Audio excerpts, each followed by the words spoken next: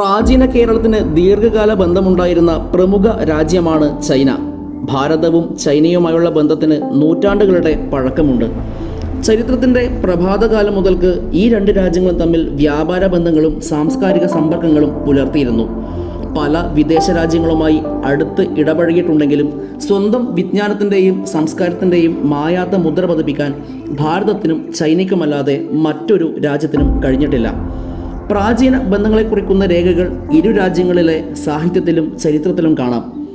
ഏറ്റവും പ്രാചീന രേഖ മിലിന്ദ പനഹ എന്ന ഗ്രന്ഥത്തിലാണ്. മഹാഭാരതത്തിലും രാമായണത്തിലും ചൈനക്കാരെക്കുറിച്ച് പരാമർശിച്ചിട്ടുണ്ട്. മനുസ്മൃതിയിൽ യവനന്മാർ, ശാകന്മാർ, ചീനന്മാർ എന്നിവരെക്കുറിച്ച് പറഞ്ഞു കാണുന്നു.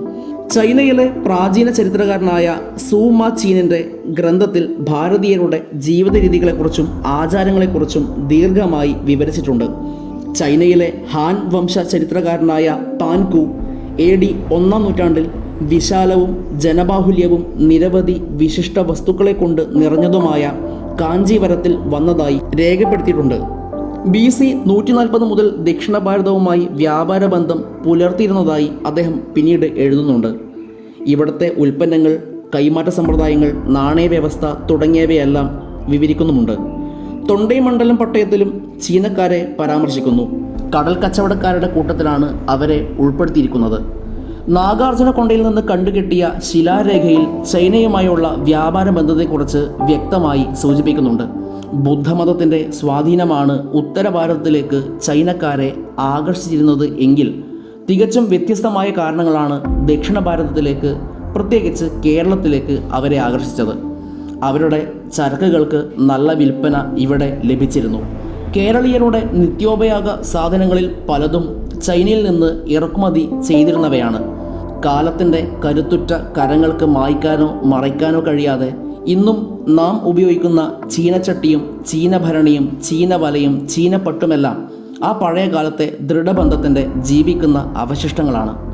2 തലകളും ഉയർന്ന വഞ്ചികൾ, 2 അറ്റവും കുറേ ഉയർത്തിക്കെട്ടിയ മേൽപ്പുരകൾ, വയലുകളിലും മറ്റും പണിയെടുക്കുന്നവർ തലയിൽ വയ്ക്കാറുള്ള കൂർത്ത തൊപ്പിക്കുട എന്നിവയെല്ലാം ചൈനയിൽ നിന്ന് ഈ നാട്ടിൽ വന്നവയാണ്. വടക്കൻ പാട്ടിൽ പരാമർശിച്ചു കാണുന്ന 7 കടലോടി വന്ന പട്ട് ചീനപ്പട്ടായിരുന്നു. ഉണ്ണിയാർച്ച പിടിച്ചിരുന്ന 7 കമ്പുള്ള കുട ചീനക്കുടയല്ലാതെ മറ്റൊന്നുമല്ല. പല്ലവ, ചോള, ചേര രാജാക്കന്മാർക്ക് ചീനയുമായി വ്യാപാര ബന്ധങ്ങളുണ്ടായിരുന്നു. വാങ് മാങ് രാജാവിൻ്റെ പ്രതിനിധികൾ ഇവിടെയും ഇവിടുത്തെ രാജാവിൻ്റെ പ്രതിനിധികൾ അവിടെയും താമസിച്ചിരുന്നതായി ഹാൻ വംശ ചരിത്രത്തിൽ കാണുന്നു. ദക്ഷിണ ഭാരതത്തിൽ സംസാരിച്ചിരുന്ന 18 ഭാഷകളിൽ ഒന്നായിരുന്നു ചീന ഭാഷയെന്ന് 8-ാം നൂറ്റാണ്ടിൽ എഴുതപ്പെട്ട ജീവക ചിന്താമണി എന്ന തമിഴ് ഗ്രന്ഥത്തിൽ പറഞ്ഞിട്ടുണ്ട്. കുലോത്തുംഗ ചോളൻ 72 പേരടങ്ങിയ പ്രതിനിധി സംഘത്തെ ചൈനയിലേക്ക് അയച്ചിരുന്നതായും പറയപ്പെടുന്നു. കേരളവും ചൈനയുമായുള്ള വ്യാപാര ബന്ധത്തെക്കുറിച്ചുള്ള വിവരണങ്ങൾ ചീനയിലെ 24 രാജവംശ ചരിത്രങ്ങളിലും സഞ്ചാരികളുടെ വിവരണങ്ങളിലും പരന്നു കിടക്കുന്നു. ഹാൻ വംശ ചരിത്രകാരനായ പാൻകുവിൻ്റെ ഗ്രന്ഥത്തിലാണ് കേരളത്തെക്കുറിച്ചുള്ള ആദ്യത്തെ പരാമർശം കാണുന്നത്. AD 1-ാം നൂറ്റാണ്ടിലാണ് അദ്ദേഹം ജീവിച്ചിരുന്നത്. കാറ്റിനെ ആശ്രയിച്ച് യാത്ര ചെയ്തിരുന്ന കപ്പലുകൾക്ക് ഇവിടെ എത്താൻ അക്കാലത്ത് 1 വർഷത്തിലേറെ വന്നിരുന്നു. ഇവിടം വ്യാപാരികളുടെ സ്വർഗമായിരുന്നുവെന്നാണ് പറയപ്പെടുന്നത്. ചൈനീസ് വ്യാപാരികൾ സ്വർണവും മറ്റും കൊണ്ടുവന്ന് കുരുമുളക്, ഇഞ്ചി തുടങ്ങിയ സുഗന്ധവ്യഞ്ജനങ്ങളും മുത്തുകൾ, രത്നങ്ങൾ എന്നിവയും വാങ്ങിച്ചു കൊണ്ടുപോയിരുന്നു.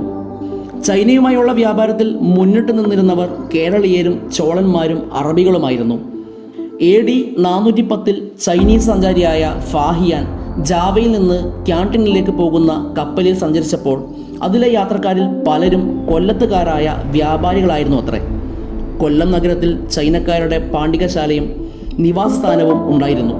ആ പാണ്ഡികശാലയുടെ വ്യാപാരത്തിൻ്റെയും മേൽനോട്ടം വഹിക്കുന്നതിനായി ഓരോരോ കാലങ്ങളിൽ ചൈനയിൽ നിന്ന് പ്രത്യേകം ആളുകൾ അയച്ചിരുന്നു.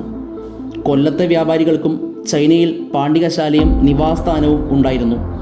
AD 6-ാം നൂറ്റാണ്ടിൽ ഇവിടെ എത്തിയ മാട്വാലിൻ പറയുന്നത് സുഗന്ധ വ്യഞ്ജനങ്ങൾ, പച്ചമരുന്നുകൾ, രത്നങ്ങൾ, പവിഴമാലകൾ, കവടിമാലകൾ, ആനക്കൊമ്പുകൾ തുടങ്ങിയ വിലപിടിച്ച വസ്തുക്കളാണ് ഇവിടെ നിന്ന് കൊണ്ടുപോയിരുന്നത് എന്നാണ്.